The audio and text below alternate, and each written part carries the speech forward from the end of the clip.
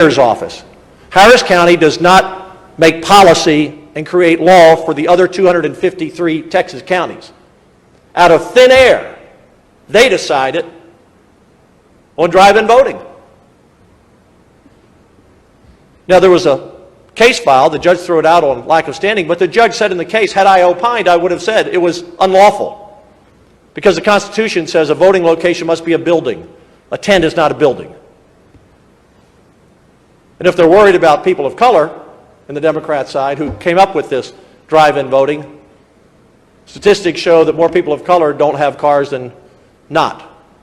So how'd they help those folks? And remember, when you vote, you don't take 3 or 4 people in with you. It's privacy of the ballot. If you vote in a car and there's 3 or 4 people in the car, it's just handing the slate around. And by the way, would the media report this, that there's still 7,000 votes from those drive-in voting centers that have not been resolved, that there's a wrong count with the Secretary of State? Will you all do your work and kind of figure that out? I mean, it was about 15% of all the early vote. 24-hour voting. Once again, they pulled it out of thin air. That's not in state law. They just made it up. It's hard to secure. It's hard enough getting poll watchers for Democrat campaigners and Republican campaigners and volunteers to run all the election precincts and polling places as it is. Not that many people voted.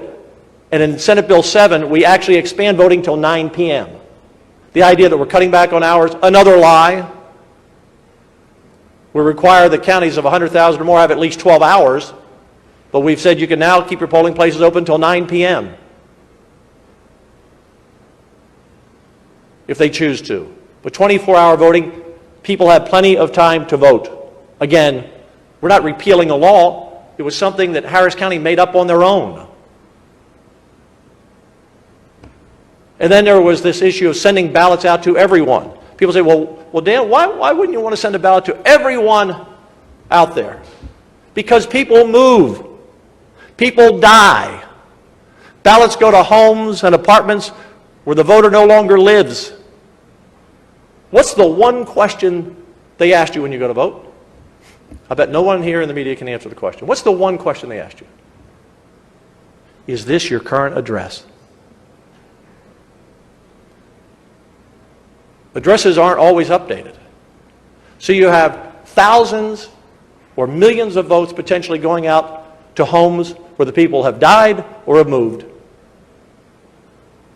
Our law is simple. You request a mail-in ballot, we send you the form, you get it. No one complained about that before. It's worked very well. But again, Harris County. Thank God Harris County is not the capital of Texas, because all the other 253 counties would have been shut down like Harris County was to business. And Texas would be like California and New York if Harris County was in charge. And criminals would be running rampant on the street because in Harris County they can't keep people charged with serious crimes in jail. The judges just let them out. We'd have crime all over the state if Harris County were in charge. So what is, before I take your questions, what does Senate Bill 7 do?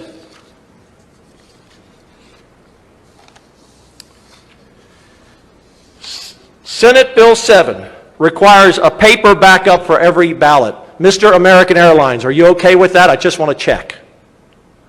Media okay with that? Paper ballots? Sound good? Consistent rules statewide will ensure Texas continues to be able to count our ballots on time. Mr. American Airlines, are you okay with that? Media, are you okay with that? I mean, we don't want to be Pennsylvania and Georgia and other states that took days and weeks to count their ballots. We had pretty much all ours counted by election night. We want to keep it that way. Both parties agree mail-in ballots are the ones acceptable to fraud. Here's a quote from a friend of mine, former Senator Jose Rodriguez, 2017. This is his quote. "I strongly believe we must address mail-in ballot fraud."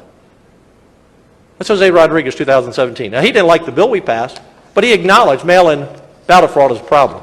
The other night in the debate, one of the senators, one of the Democrats on the floor said, "Senator Hughes, why do we need this bill?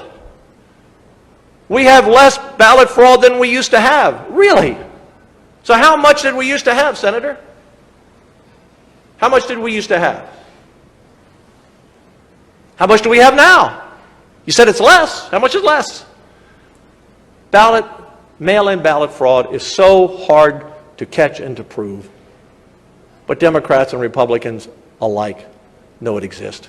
And that's why we have to secure our mail-in ballots.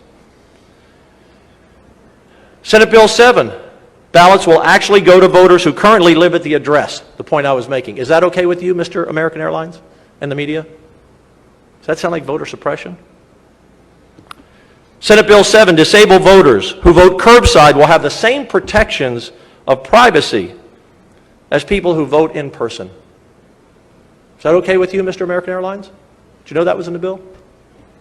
All communications with election machine vendors will be subject to open record request.